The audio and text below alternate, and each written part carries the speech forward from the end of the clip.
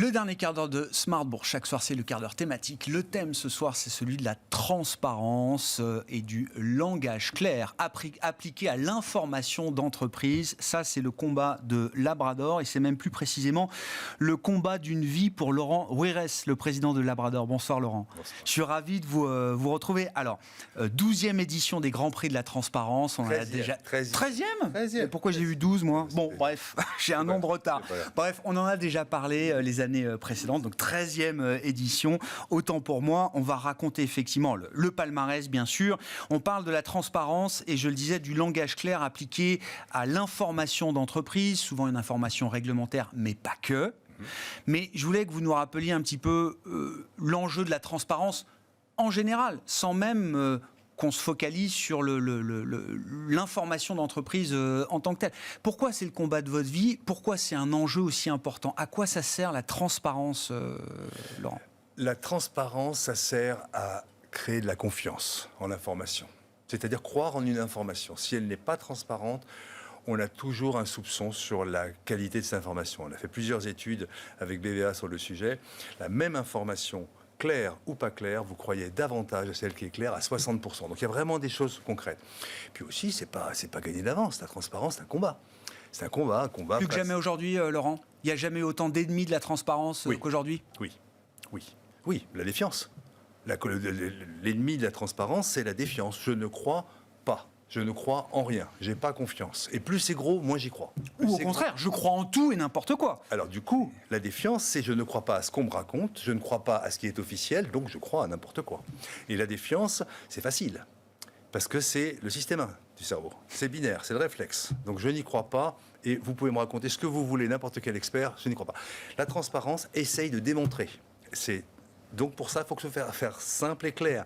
Parce que naturellement, c'est plus chiant, c'est plus gris. Il faut argumenter pour mettre de la compréhension sur l'information. Donc il faut faire très clair pour lutter contre la défiance qui, elle, est très simple. On ne va pas mentir en étant compliqué. C'est binaire, c'est oui ou non. Donc voilà, donc on a tout un travail, donc c'est un combat. Et c'est ça. Et d'ailleurs, je trouve que c'est intéressant de voir comment ces grands prix évoluent parce que chaque année, vous mettez à jour. Alors, j'ai vu qu'il y a quasiment 300 critères. Il y a 4 supports d'information qui sont analysés par vos équipes de manière totalement objective. Donc le document d'enregistrement universel, on parle d'univers des entreprises cotées, SBF 120, etc. Le rapport financier annuel et extra-financier, il faudra en parler. La charte éthique, le site internet et la brochure de convocation aux usagers qui sont donc les 4 supports d'information que vous étudiez à travers près de 300 critères d'analyse. Oui, la transparence, c'est pas simple. C'est compliqué. Et non. C'est ce que vous disiez. Et non, parce que ça touche tous les sujets d'information de l'entreprise. Alors, l'information financière est relativement transparente historiquement, parce que c'est les matures. Elle est normée. Elle est normée. Le reste, non. Donc, on a des critères sur la gouvernance, sur la manière dont on peut la comprendre, sur la rémunération, sur les risques, sur le climat, sur l'environnement, sur le social. Il y a beaucoup de critères. Et oui, les entreprises se sont complexifiées. Et donc, il y a de très nombreux critères, pratiquement toujours de pédagogie. En clair, l'information, elle est conforme, les gens vont en prison autrement. Donc c'est pas le fond que vous jugez, hein. Alors, c'est pas le fond de l'information. Il y a des recouvrements. Le fond appartient aux entreprises et si elles se mettent en risque de ne pas dire la vérité, c'est leur problème. Ou ne pas être sincères, c'est leur risque, d'accord.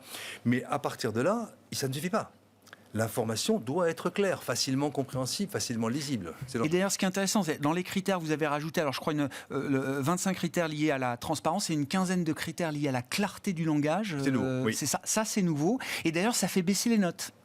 Ça fait baisser un peu les notes globales des 120 sociétés que vous analysez. Alors, il y a eu des progrès, il faut quand même le dire, impressionnants depuis 13 ans. Les groupes se challengent les uns les autres.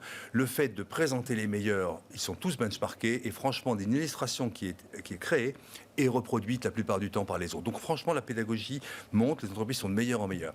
Sauf que le langage, on n'avait pas pu le traiter jusqu'à présent parce que tout ce que l'on fait est objectif. D'accord ? Nos grands prix sont réputés pour ça, ils sont certifiés Bureau Veritas. Donc il fallait pouvoir associer au langage une définition scientifique. Ce que l'on a fait, on a un algorithme de clarté qui s'appelle Planly. Donc, il nous permet qui mesure le nombre de mots dans une phrase, et voilà, etc. Exactement. Il y a 17 critères précis qui viennent d'ailleurs du monde anglo-saxon, qui ont fait ça 40 ans avant nous, sur le plain language. Et bien maintenant, on peut le faire. Et donc, c'est vrai que là, ça a fait un bond d'un côté pour certains. le vainqueur a vraiment pris le sujet de la clarté du langage plus que d'autres, effectivement. Donc, et puis, à l'inverse, les notes générales ont baissé parce que chacun écrit. Il y a 50 contributeurs de cette information-là, au moins, de nombreux départements. Les gens ne font pas exprès de ne pas être clairs dans leur langage. C'est pas une stratégie de la part des entreprises de ne pas être clair parfois? Alors, je ne vais jamais pouvoir... Je n'en sais rien. Ce que je sais, c'est peut-être à la marge. Mais la réalité de l'essentiel de notre difficulté, c'est le bruit. C'est que les gens vont plutôt mettre trop d'informations en se disant... Ça rassure ? Bah oui, au moins je ne vais pas me tromper, je ne vais rien oublier. Et ça, c'est la cata. Parce qu'en vrai, vous avez au milieu de ce bruit une information qui est vraiment celle qu'on le recherche. Voilà, parce que les gens recherchent... Personne ne lit ces documents-là intégralement. On va chercher l'information. Donc le bruit est un ennemi, le bullshit en est un autre, le jargon, l'anglicisme, plein de choses sont des arguments. Mais le plus souvent, c'est les habitudes. L'habitude d'écriture, de là à aller chercher, moi je ne suis pas complotiste, je ne dis pas qu'un groupe qui ne veut pas, dans certains cas, cacher des choses, n'y arrive pas, je ne sais pas ce que je le dirai jamais. Mais réellement, c'est plus l'époque. Réellement, nous on voit une tendance à essayer de faire de son mieux, mais la plupart du temps, c'est que les gens ont des pratiques d'écriture qui ne sont pas des pratiques techniquement parfaites. Qu'est-ce qu'il faut retenir du palmarès? On va l'afficher parce que donc il y a 9 awards qui sont remis. Oui. Donc le grand gagnant SBF 120, toute catégorie C, Hermès. Dans l'univers du CAC large 60, c'est Veolia. Dans l'univers du CAC mid 60, c'est Sopra Steria. Le prix de l'information ESG revient à EDF. Intéressant, on pourra en dire un mot avec vous, Laurent. La meilleure progression sur la transparence de son information d'entreprise, c'est Plastic Omnium. Hors SBF 120, vous avez récompensé Carmignac, qui est une foncière commerciale. Et puis après, il y a les prix spécifiques. Donc le document d'enregistrement universel, le prix revient à Legrand. La brochure de convocation aux AG d'actionnaires et qui inclut également le CNP, c'est Mercialis, qui avait été récompensé, je crois, il y a 1 ou 2 ans déjà sur d'autres critères. Foncière commerciale également. Et puis pour le site internet, c'est Fnac Darty. Je crois que j'ai oublié personne. Qu'est-ce qu'il faut retenir de ce palmarès? Est-ce que c'est pas un peu toujours les mêmes, Laurent? Hermès, j'ai l'impression de l'avoir déjà vu. Oui. Mercialis, on les a reçus aussi. Ils avaient reçu un grand prix, je crois, il y a 2 ans, etc. Alors oui, vous avez un club de très bonnes entreprises qui se challengent. Certains ont même mis des bonus, des variables à leurs dirigeants en fonction de la note de transparence. C'est ça la clé alors. C'en est une, c'est pas la seule, mais c'en est une, ça aide un peu. Donc vous avez vraiment, dans certains cas, une véritable pression. Non, il faut que ça vienne de la tête. Si la tête de l'entreprise souhaite vraiment être transparente, vous avez forcément, ça irrigue. Ce que l'on peut retenir, c'est qu'effectivement les meilleurs sont bons en langage, parce que c'est le nouveau pilier de la transparence, le 5e. Que les meilleurs, Veolia, effectivement, a vraiment fait un effort. On a cité quelques exemples. Allez voir les documents des entreprises primées. Allez voir ça, parce que vous allez voir que l'on cite... Allez sur le site labradortransparency.com, vous verrez pourquoi, les éléments marquants sur la gouvernance, sur les risques, par exemple, pour Veolia, Sopra Steria, sont bons tout le temps, ce qu'on a dit hier. Mais ils étaient un peu des poulies d'or. C'était pas normal qu'ils soient pas une fois primés. C'est pas possible. Ils l'ont été quelquefois, mais c'est vrai qu'ils sont réguliers. Constants. Et puis, parfois, ça passe pas. Là, pour le coup, ils ont été récompensé. Le Grand, excellent. Le meilleur rapport intégré de la place, c'est le Grand qui l'a fait. 11 pages, extrêmement malin. C'est court. 11 pages pour le document pour faire un rapport intégré. C'est-à-dire l'ADN de l'entreprise. D'accord. C'est un travail de synthèse incroyable. C'est ça la transparence. La transparence, vous virez tout ce qui est inutile. Et vous choisissez la bonne notion, le bon mot, vous êtes pertinent. Je le dis, Laurent, parce que vous me l'avez raconté, je ne sais pas si c'était le patron de Legrand, ou en tout cas le représentant Legrand qui est venu récupérer son prix hier, il a dit c'est le prix le plus important. Parmi tous les prix qu'on reçoit, parce qu'ils reçoivent tous les prix, ces gens-là, c'est même un job peut-être pour certains dans l'entreprise, et il dit c'est le plus important pour moi. Oui, alors pour le coup, honnêtement, je vais lui envoyer un mail. Parce que ça m'a touché, ça m'a vraiment touché. Vous savez que c'est ma passion. Le Grand n'est pas un client de Labrador, donc on est vraiment tranquille. Et la personne qui monte sur scène a dit une chose simple, c'est le seul prix qui est parfaitement objectif. Tous les critères sont connus par tous, il suffit de les appliquer. Donc ça est certifié par le bureau des tests. Donc encore une fois, il n'y a rien d'aléatoire. La transparence doit être pour tout le monde. Elle s'applique au Grand Prix. Y compris à ceux qui l'organisent. Heureusement, j'espère bien. Et c'est quasi scientifique. Moi, ce qui m'intéresse toujours, c'est la meilleure progression. Qu'est-ce qui fait que Plastic Omnium, là, comment est-ce qu'il a changé de catégorie? Les personnes. Il faut que ce soit porté. Il faut que ce soit porté. Il y a vraiment, effectivement, des personnes et des managers qui ont décidé vraiment, la direction financière a décidé franchement. Ça ne veut pas dire qu'avant, ils ne décidaient pas, mais c'est une orientation. C'était moins une priorité. Voilà. Sur le SBF 120, et donc c'est quand même clairement, les personnes l'ont choisi. Il y a une démarche d'application, c'est ce qu'elle nous a dit sur scène, d'application des critères. Alors attention, dans certains cas, ils refusent d'appliquer certains critères parce qu'ils ne sont pas prêts. Et bien sûr, personne à 100%. Encore une fois, c'est très compliqué. 300 critères, il faut y aller. Bien sûr. Et on comprend parfaitement bien. Mais si on prend la direction, si on essaye d'appliquer chacun des critères, on progresse. Et d'ailleurs, le niveau général progresse, sauf que les notes baissent à cause de la clarté. Mais à périmètre constant, le niveau est monté. Sauf pour, on va dire, une quarantaine d'entreprises de 120. Au début des Grands Prix, il y en avait 70 qui s'en fichaient un peu.